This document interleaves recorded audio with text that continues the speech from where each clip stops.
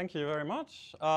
Yeah, so this is not a new topic at all, right? So this is also like I am old, this topic is rather old. But I think it's often underappreciated or perhaps dismissed as a curiosity. And I think, to me, parametricity, which I'm going to talk about today, is sort of like a very valuable tool in day-to-day reasoning about my programs. And I just want to hopefully convince you all, if you're not already convinced, that this is really something very cool. And whenever I'm talking about this topic, I usually start, and also this time, with an example that goes back to Deutsche Zwierstra, my PhD advisor back in my Utrecht days. And so this is in the context of Haskell. Everything that I'm talking about is in the context of Haskell, but that is only for the syntax. I mean, like a lot of the considerations still to some degree apply to other programming languages, and I'll talk a little bit about that throughout the talk. But, let's assume you're studying a library by someone else, and you're looking at the interface documentation. And now I can make a joke about Haskell libraries not having documentation. So you'll find a function that has this type, pair of 2 ints to pair of 2 ints, and there's no further information about it. What do you know about the function? What was the answer? Nothing. Well, nothing is perhaps slightly too negative, but not very much, right? I mean, you do know that it takes 2 integers and that it produces 2 integers. But apart from that, there is a whole lot of flexibility, right? I mean, so you don't really know. Does it return the 2 integers it gets unchanged? Does it do some kind of computation? It could do arbitrary computation with those integers, right? I mean, Is it total? That's like a different question, indeed, and we'll get back to that point as well. But even if we're assuming for the time being that it doesn't crash or loop, that it is actually total, right? Then there are still quite a few possibilities. I mean, you can argue about whether there are infinitely many possibilities because the type int is effectively still bounded in Haskell, right? So there, perhaps like if you look at it purely mathematically in extensionality, there is still a finite number of options, but there is an incredibly large number of options. Right. Now, if you look further down the interface documentation of the library and you find another function, and it has this type, what do you know about the function? Is it an identity or swap? That's not quite correct, but almost correct. I mean, so certainly you're correct in basically jumping to the conclusion, oh, there's suddenly only very few possibilities. Yeah, so there are, like, how many possibilities are there actually? If we're assuming it's total for the time being, 4, right? 4. And these possibilities are the 2 that you mentioned, identity and swap. And then there is duplicate the first element and duplicate the second, right? And why is that informally? Well, right, because we have to produce 2 A's. And first of all, I should say, right, I mean, depending on what your background is and if it's Haskell or not, like one of the things in reading such a type signature is the understanding is that we're making the promise that this function works for all types A, and that I, as the user of the function, as the caller of the function, can choose that type, right? So it's not some sort of existence statement that, oh, the function can choose some kind of type A that it works on. No, the function has to work on all types A, and it has to actually work on all types A uniformly. And that is sort of like the important thing here. And taking that into account, we can make an argument such as, right, we have to produce 2 A's, right? The only option to produce A's, because we don't know what the type A actually will be, is to take A's that we are receiving as an input. So in each of these 2 output positions, we have 2 choices, which gives us 2 times 2 equals 4 different combinations. And that's all, right? So that means that simply by moving from a concrete type to an abstract type, we have drastically limited the number of options. And that can be a good thing both for understanding libraries, right, as a user. If I'm looking, as I said the case is in this scenario, at interface documentation for an unknown library and I haven't yet looked at the code, simply by looking at the type, I can make this kind of statement. But it can actually also help in implementing, right? When you're just designing something and you think, oh, well, I will need this on integers, right? But even if you need this on integers, it gives you a whole lot of options. If you realize it doesn't actually matter that these are integers, I could equally well work with any type, then suddenly as an implementer you also have far fewer options. And if you have fewer options, then the program kind of writes itself, right? I mean, or at least, I mean, that's a exaggerated notion, but nevertheless, right? So that's the, and you can go even one step further, right? If you have a type signature like this, what do I know about the function? It's swap, right? So now suddenly I have only one option left, okay? So that's sort of the general idea here. And so what is parametric polymorphism informally, right? A function is called parametrically polymorphic in a type variable if it behaves in the same way, regardless of the instantiation of that type variable, right? And parametricity, sometimes called theorems for free, right, then refers to being able to make potentially non-trivial statements about programs by knowing nothing more than their type, right? Only looking at the type signature. And again, this can apply both to the user and to the implementer, right? Because like if you start out, as you, in my opinion, usually should do, implementing a function by first writing down the intended type, right? That gives you a lot of guidance as well, right, in implementation. Now, what is the formal definition of parametricity? Well, I mean, so this, for example, as like in the Haskell context, has been mostly popularized by a paper by Phil Wadler from many years ago, Theorems for Free. Most talks about this topic now usually start talking about this, right? So, I mean, the general theorems that you can derive for a type, you can like make a notion that types can be read off as relations, and then function types take related values to related values, and quantification takes relations to related results, and so on and so forth. But this all gets very complicated, and I think in practice is not how I use parametricity in my day-to-day life. I mean, it's still very interesting, and it's still useful occasionally, but sort of the day-to-day practical use is really this informal reasoning that we've already done, just in more detail. And there are perhaps some aspects which are slightly surprising, right? So it is not the focus of today's talk. What is the focus instead, right? Practical reasoning capabilities. Abstraction can make programs easier to understand and can help us to design better programs. So before we go on with that, let's look a little bit at sort of like whether abstraction is good or bad. Because generally speaking, abstraction often has a negative reputation. People are saying, oh, this is so abstract, I find it hard to understand. Can you make it more concrete, right? So that's a typical argument. And there is some truth to that.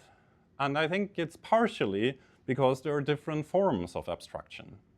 And some forms of abstraction, in general, make programs harder to understand. Other forms of abstraction, in general, make programs easier to understand. So here is a counterexample, let's say, right? So here we are introducing a new type class in Haskell, which has a method which is called transform, which is of type A to A. And then we say, oh, look, we have functions of type int to int, such as increment by 1. Let's make that an instance of the transform class. And oh, look, we have functions of type string to string, such as turning a string into uppercase letters. Let's make that an instance of the transform class.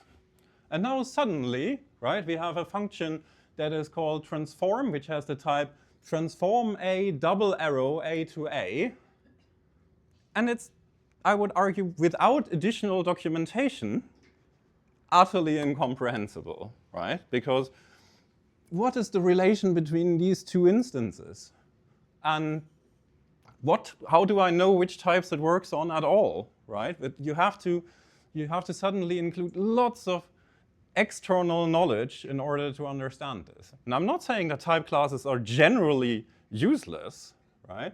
Because often they appeal to common intuitions and then they allow to give the same name to something which we already know to be the same concept. But this is exactly what it relies on. It relies on this already existing knowledge. And you have to acquire that knowledge. One of the reasons, I think, why people are struggling so much with monads, for example, is that it requires you to somehow gain this feeling, intuition for what is actually the common concept here, right? And so then it gives you still a lot of power, but it's much, much harder. So, and I would say generally as a rule of thumb, overuse of ad hoc polymorphism makes programs harder to understand, right? You can take this to more extreme measures, right? For example, if you imagine you have a type class where you have a method which is of type A, and then you instantiate it to various types, including function types, that's horrible, right? Or you have type classes which involve methods where some of the function arguments are instances of type, have types that are instances of type families. Then sort of the types are not even always of the same shape for different instances. Again, there are good use cases for all of this. I'm not saying this is generally always bad, but this is sort of the kind of abstraction which like actually requires extra effort to understand and benefit from. So it makes programs harder to understand. Conversely, if you look at a situation like this, right? I mean, you have a function which has this type versus you have functions that have this type or this type. Like for F2 and F3, again, I know basically nothing, right? I mean, apart from it takes an integer, it produces an integer, but it could do whatever. Whereas if I see F1, I know it's the identity function, if I'm assuming it's total, okay? So about this, if I'm assuming it's total, oh, so before I go there, yeah, so the rule of thumb on this side is like, judicious use of parametric polymorphism, I would argue, makes programs easier to understand, right? Again, but you can hardly overdo it, right? There's hardly a situation where introducing parametric polymorphism where you can is a bad idea. You can still give an example sometimes like, oh, the types I mostly intend to use this on is this, and then the instantiation looks like that. So this kind of stuff can still make it easier, even easier to understand. But in general, by moving from a type that is more specific to a type that is more general by using parametric, unconstrained polymorphism is usually a good thing. So why and when can we actually rely on parametricity? Why does this work? Why does this work in Haskell more or less? And what is it that we need in other languages if we want to make similar statements? So I think the most important aspect is that you do not have runtime type information, right? Because if you have runtime type information or a form of dynamic cast or type inspection, then obviously, even though a function works nominally on all different types, it can suddenly make decisions based on the actual input type that comes in there and behave one way or the other way. And then all these guarantees go away, right? So this is I think, the most important thing. If you have runtime type information, it doesn't necessarily mean that you can never argue with parametricity because it's not necessarily used everywhere. But then it really depends on what the culture is, right? So is it a language where this sort of stuff like dynamic typing, dynamic casting is done all the time, all over the place? Then there's probably a relatively small chance that you can still draw reliable information out of it. If it's really a special thing that is only very, very occasionally used, then you can at least still form a hypothesis that a function does a certain thing if you see a particular type signature. It's not a 100% guarantee anymore, but it can still be useful for reasoning or for forming assumptions about what something does, right? And the other aspect is that as much as possible, you should have restricted side effects. And this is always, this is a relative thing. Like in in the Haskell world, we like to think, oh, Haskell is a pure language. But in fact, purity is relative. And totality, as you mentioned, is one of the things that Haskell does not capture, right? So this is where sort of it ends. Like functions can still, in principle, behave differently with respect to stuff which is not captured by the type system. In Haskell, things like doing input-output is captured by the type system, which means that a function of type for all a to a really must be the identity function. It cannot be the identity function that additionally formats your hard drive, right? That's an important thing. In other languages, it could be. But it could still, even in Haskell, be a function that would perhaps be the identity function if it didn't loop, right? And so like even that is still there. So you still have to be a little bit careful, right? It's not really a theorem without any exceptions, but it's a theorem in practice. And I think this is exactly the thing about like forming valid hypotheses. In Haskell, writing total functions is part of the culture, I would say, right? People are actively discouraged from writing partial functions. So most of the time, if you see a type signature, it's reasonable to assume that it probably is total. And so while you can still not fully guarantee that this is true, it is a reasonable assumption to make and a reasonable theory to have. Okay, so this is basically what I just said. And there is this additional thing about, like, even, we cannot really argue that the functions aren't crashing or looping, and we can even more, we can also not argue about efficiency, right? It could still be the identity function that takes 1,000 years to produce its result, right? And but that's fine. Okay, so let's look at more examples. Here is another one, right? Of course, I guess most of you probably recognize this function, but it's also almost completely specified by its type again, right? So it's function composition. And why is it function composition? Well, we have to produce a C. There's only one way to produce a C, by applying this function. In order to apply this function, we need a B. There is only one way to produce a B, by applying this function. In order to apply this function, we need an A. There's only one way to obtain an A, which is from here. So basically no choice, okay? Great. What about this one? That's actually a surprisingly interesting one. It exists, right? It's called error. But looking at it from the parametricity perspective, how many options do I have? Zero, right? Which means, thank you, right? Which means basically there is only, like, sort of only the option of cheating left, right? I mean, you like if there's zero options and the function still exists, then it must do something weird. And in this case, it means it does loop or crash. In this case, it crashes. It crashes in a controlled way. But this is actually surprisingly powerful for reasoning. Again, like if you see function signatures like this, and you see them occasionally in the Haskell world. Here is another example, actually, right? Then you kind of know that these must be functions that do not return in the normal way, right? And so this is from the exception library, and it's throw, I guess, right? Or throw IO, yeah, sorry. And so even though it produces an IO of A, you can still kind of make this kind of statement, right? Because if it would successfully return, if it would produce an IO action that would successfully return, it would have to produce an A. And there is no way to come up with an A. So it cannot really successfully return. Right? Here's another well-known type signature, I guess.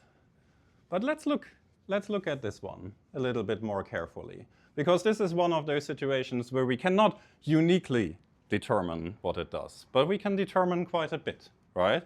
So let's see in steps what is going on if we have this type signature. We need to produce Bs, right? That's what we want to get. And there's only one way to produce Bs, namely by applying this function.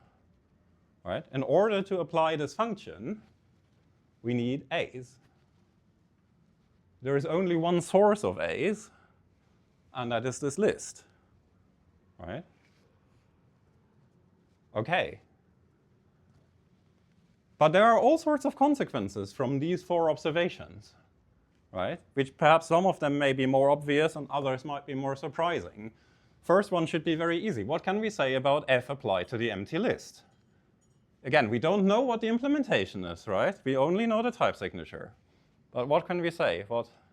Gotta be empty. It must be empty, right? Because if we don't have any A's, we cannot produce any B's, right? Okay, good.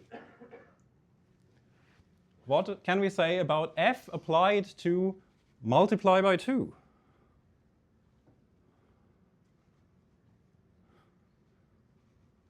Yes?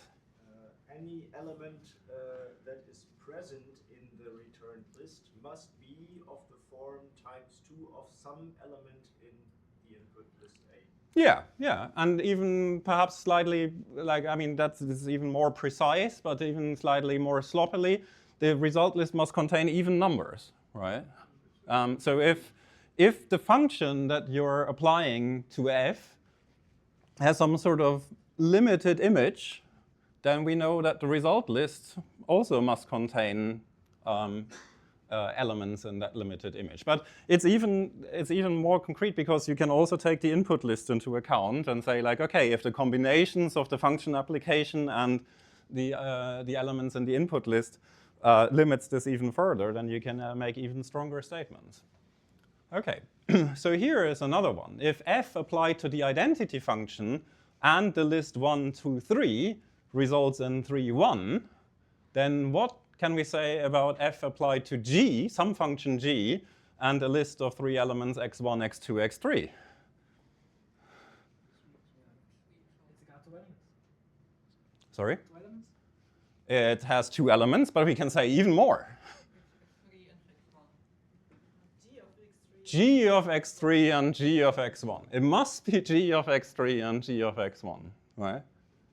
If you think about it. Because, again, the function must be applied to get the elements of the result list. Here we know the function.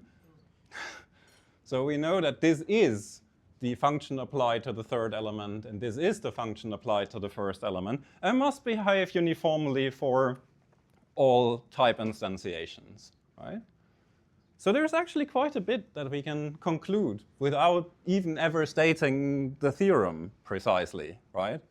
And I think that is actually the power of it, because if you look at the theorem is very general, and you then need inspiration to actually understand what the theorem even means. But this kind of reasoning is trainable and is quite powerful, right? Here is another one. Probably another well-known type signature, I guess. So let's play the same game, right? Filter, yeah. So, but we don't know that, right? I mean, but yes, okay. So we must produce A's. There is only one source of A's, namely the list, right? But now it starts actually becoming a little bit unsatisfactory because, yes, there is perhaps something that we can still say. Like, for example, if this function would not be there, we would have fewer options than if this function is there. If the function is not there, then we have list of A to list of A, and then it basically means the result list must be some kind of rearrangement of the original list with possibly duplicating some elements, possibly reordering some elements, possibly dropping some elements, but it must be some kind of rearrangement. Now, and always sort of the same rearrangement, for at least for input lists of the same type, size. But here, now we can additionally take this function into account, and there is even more options. But we don't really know anything about, is this function ever going to be applied? Is it used at all? There is no hint to that, right? So it's not actually that great, right? Let's look at a slightly different function, namely this one. What now? Right? This is closer to map yet still somehow like filter, perhaps. Right? So here we must produce B's again. Right? There is only one way to obtain B's, namely by applying this function and getting a successful result, a just result, right? And in order to do that, we need A's. And the only way to get A's is from the starting list. So now we actually know that the result list can only contain elements that pass the test, right? Which is great compared to the original definition, right? So if you compare this one to this one, then I would say that this one is vastly superior. And of course, there's a whole different argument you can make about sort of that you should generally try to avoid Booleans and turn them into things that provide some kind of witness or evidence of tests passing. It includes the type. It includes the type. I think that's the point. Sorry, it includes the type. Yeah. It includes B. Yeah, exactly. But this is exactly. So there's the separate argument about that it's actually a good idea to return Booleans into more expressive types. But here is a sort of a slightly different angle, right, of kind of making the same argument, that by making the type more general, we can actually visualize sort of the flow of information and make it much easier to implement and read this function, right, and understand what it does. And I think this is where it goes into program design, right, where I say, if you're designing a library, if you're designing functions, think about whether you can do things like this, right? Where you make your function easier to use, even if your intended use is to use A and B being the same type, right? Even if you don't actually want to change it, the fact that you say you realize that they could be different, it makes everything so much easier, right? Because if you have the same type signature where A and B is the same, you can say far less again. And if you then if you go all the way and say you instantiate all two type variables to something like int, you can say nothing anymore effectively, right? So again, the abstraction really helps. Similarly, of course, for something like partitioning, right? Partitioning function in Haskell generally has this type, but much better is something like this, right? Because again, here, don't really know, right? Oh, sorry, there is the input. The input is missing. Sorry, yeah, input is the list of A should be here in both cases. Sorry, I forgot that. Yeah, but yeah, imagine an additional list of A input in both cases. But in the first case, you cannot really see what is the relation between these two lists and the original. In the second case, you can see that it must come from an application of this function, and it can only be in this list if this test returned the left, and it can only be in that list if this test returned the right.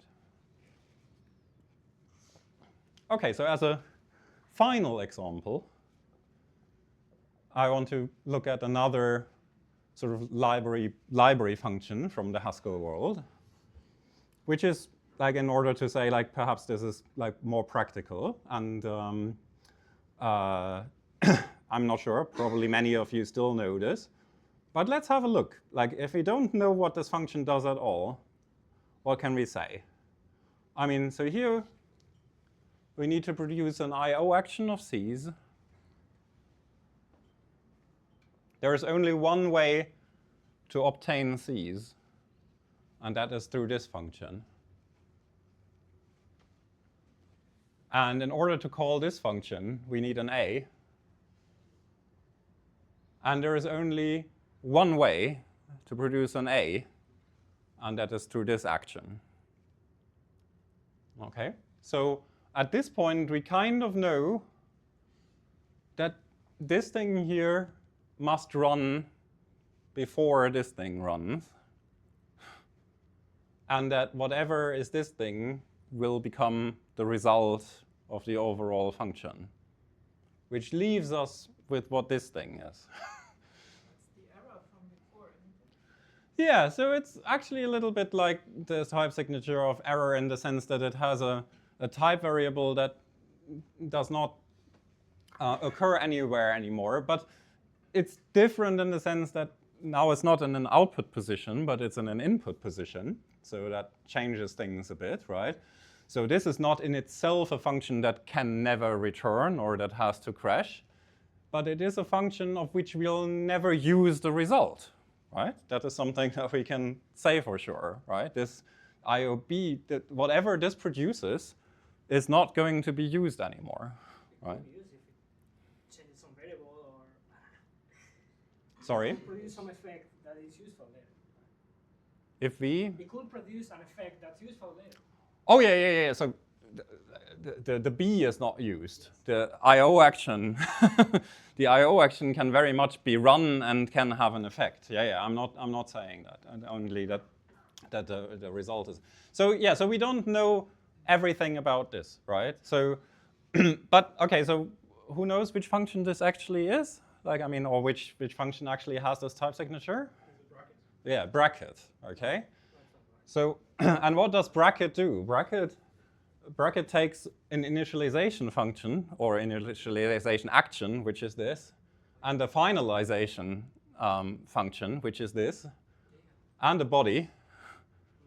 And then it basically runs the initialization function first, and then it runs the body, and then it runs the finalizer, and it also runs the finalizer if there is any kind of abnormal termination, right? So that is stuff which we cannot conclude from the type signature.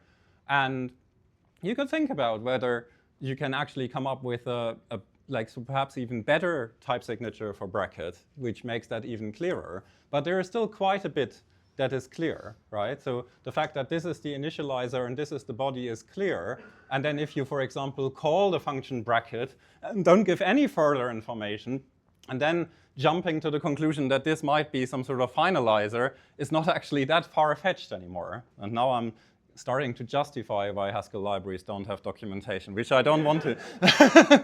But it's nevertheless, right? It's helpful. It's helpful that the types provide so much information. That's basically the point I'm trying to make. And this extends to other realms, like it extends. Question regarding this Yeah. example. Yeah. Do you gain anything from generalizing I/O to an arbitrary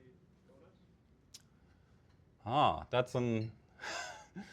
That's an interesting question. I guess so, in the sense that you might know a little bit more. But I mean, even if you're generalizing I/O to an arbitrary monad, that is not parametric polymorphism, right? You're additionally introducing a monad M constraint. And that means effectively, right, if you have constraint methods, you would have to expand that to like taking all the functions that are sort of in the class, like dictionary parsing, right, as additional arguments. So that usually gives you far more flexibility anyway, right? So it's still, like, certainly it tells you a little bit more than just having I/O, but not that much more. Yes? I think it would give you more information if you would have a constrained monad. Like if you say it's a monad catch or something like this. This Absolutely, would give yeah. the user a hint what's happening with the second argument. Absolutely. I mean, it's not.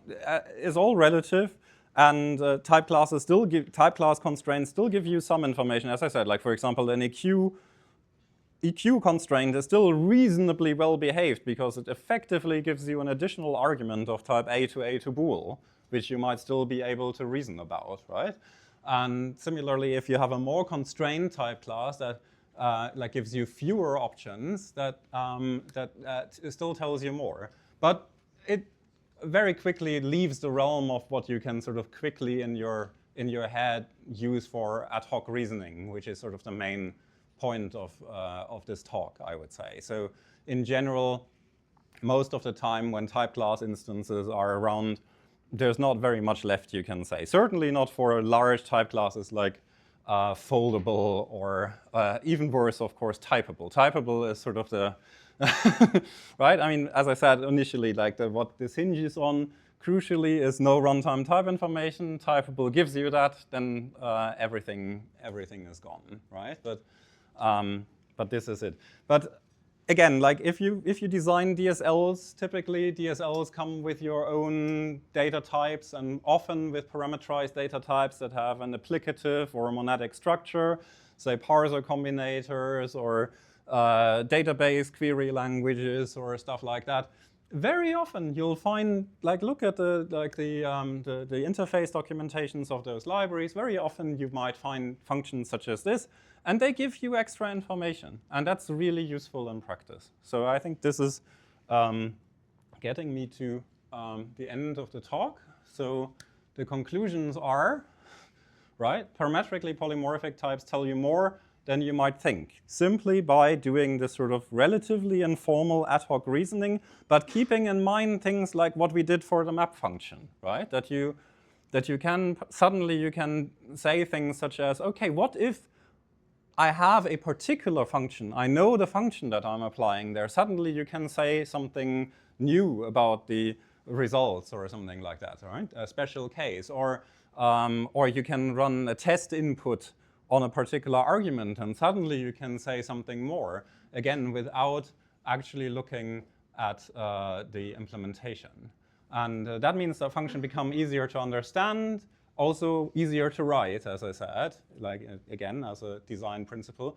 And if you design your own library, such as in this situation with filter and map, maybe I think is the other version called that we've seen, that's the better version of filter, you should really think about that, because I think often you can make things much clearer if you redesign things slightly and make them more polymorphic in the process, and thereby make the flow of information much better, right? I mean, I think the worst thing I always feel if I'm thrown back into the landscape of sort of classical programming languages like C, and I'm studying sort of a C library interface, is often that there are all these constraints. You must not run any of these functions until you have first done this and that and ensured that this holds and that holds. And this is exactly the kind of stuff, if you then look at something like the bracket function in turn, it kind of tells you in which order these things will be run, in which order you have to use them, and so on and so forth. So this is the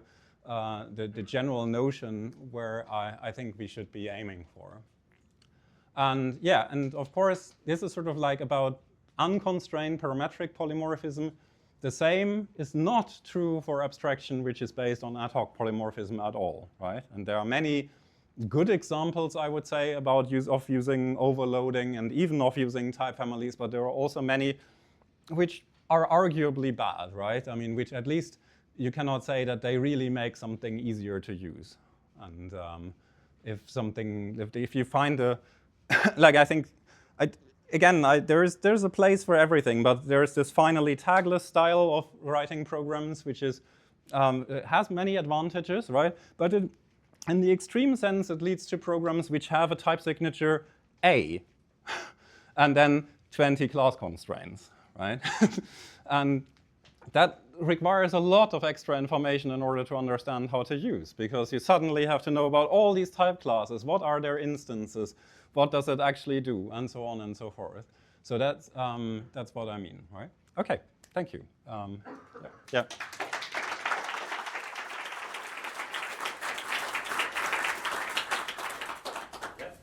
Can you tell us a little bit about the tooling that is available for doing this parametric programming? So I know there used to be a web service that gave you the free theorem of a type, but I found that very hard to comprehend. Yeah. I mean, there was an announcement of a tool where you give a parametric type and it infers a specific type that when you apply the function to it, gives you the information what it does.